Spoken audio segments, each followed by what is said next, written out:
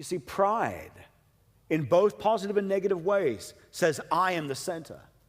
Humility confesses, I'm not the center, because the gospel declares Jesus is the center. The big idea with humility doesn't mean self-hatred, okay? Humility doesn't mean self-loathing, I'm such a worm, I'm the worst. That's not humility. Humility is not self-hatred. Humility is self-forgetfulness. It's actually, I love the way C.S. Lewis said it, to quote him again, it's not thinking less of yourself, it's thinking of yourself less. And when you come into contact with a humble person, you meet someone that you go, whoa, this person actually sees me. They're not trying to use me. They're not posturing with me. They're not trying to gain or manipulate me to validate themselves or whatever. It's like a breath of fresh air because you come into contact with someone who is free from anything opinion-wise or contribution-wise from your life to theirs, and therefore they serve you and they love you and they see you and they look to build you up. That's what it feels like to come into contact with a humble person. And there's actually a bunch of people in this church just like that. I've got a whole list, in fact. I'm going to read them names out right now. No, I wouldn't do that because then I'd wreck it, right? It's like, oh, dang it, now they're all into themselves. And just real quick, if you're like, I bet you my name was on that list, it's not you. It's not you. It's thinking not less of ourselves, but of ourselves less. And really for all of us, the great temptation we have to deal with, the temptation of pride, which is how the devil became the devil. Pride. Pride is when we put me at the center of all things. Pride makes everything about me all the time. I'm the main character. And really there's two ways we can do this. There's an obvious way and there's a subtle way, right?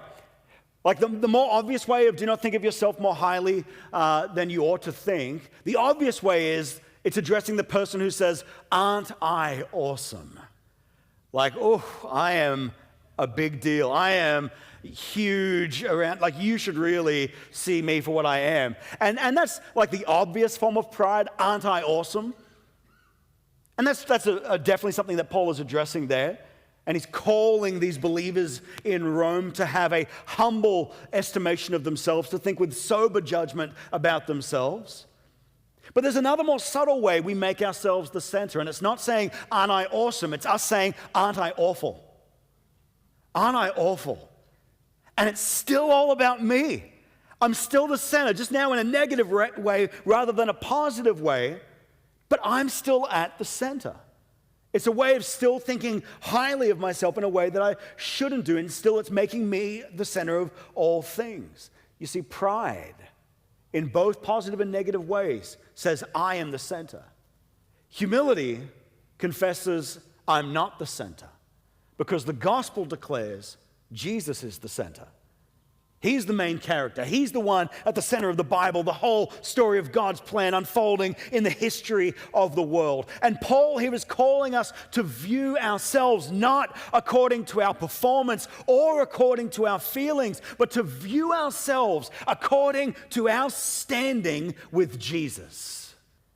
And the way that we grow in humility is not by getting our eyes on ourselves and going, okay, he's got a point. I do need to become more humble. All right, here's what I'm going to do now. I'm going to leave church today, and I'm going to try really, really hard to be more humble. I'm going to really try hard to be. In fact, I'm going to be the best at being humble. Dang it, there it is again. And pride sneaks in. No, the only way we can grow in humility is not by trying harder to be humble, but getting our eyes onto Jesus. The standard of our faith, the righteousness that each of us needs. And when we do that, we begin to change the way we see ourselves. You see, humility says, Jesus, I am yours, nothing more and nothing less.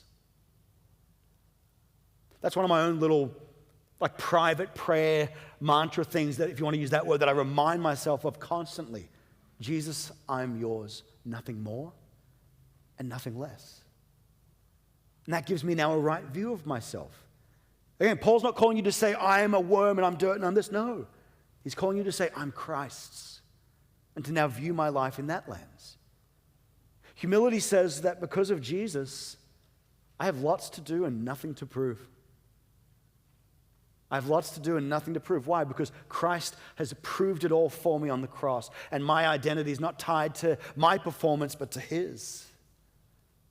Humility says that my view of myself is not defined by anything external or internal in me or around me. Not my feelings, not my performance, not the validation of others.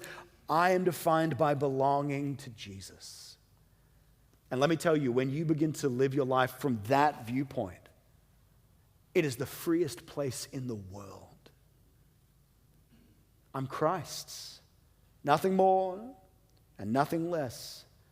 And now you're free. Now you can live and run and work and obey and press on and pursue and do all the things, knowing you've got lots to do and absolutely nothing to prove. I love the way this came out even just recently, last month, in one of the world-class athletes of our country at the Global Athletic, World Athletic Championships in Tokyo last month. And our high jumper from Australia, Nicola Olaslagas, I'm saying that right, Nicola Olaslagas, who herself is a follower of Jesus, she had this phenomenal, I don't know if you guys caught this, but she had this phenomenal post-win story that she told to the media and to the world as she's holding her gold medal that she took out in the women's high jump at the World Athletics Championships. And here's what Nicola said. She said, I was jumping tonight, and I realized in 2017 that I came dead last at these same World Athletics Championships.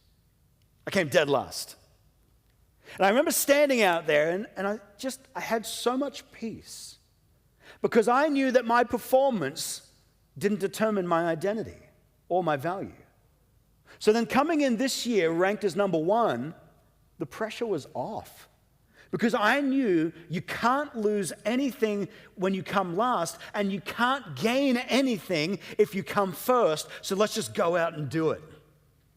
And then she said this is my favorite. And so when the rain was pouring out there and I was waiting for hours between attempts, it was just a joy because the light was inside of me. And I knew that if Jesus was enough for me when I was last, He's enough for me when I'm first. That's what humility sounds like. That's what a voice sounds like. It doesn't lament, I'm nothing. It rejoices, Jesus is everything. And now you walk and live with a sober view of yourself. I'm Christ's, nothing more, nothing less.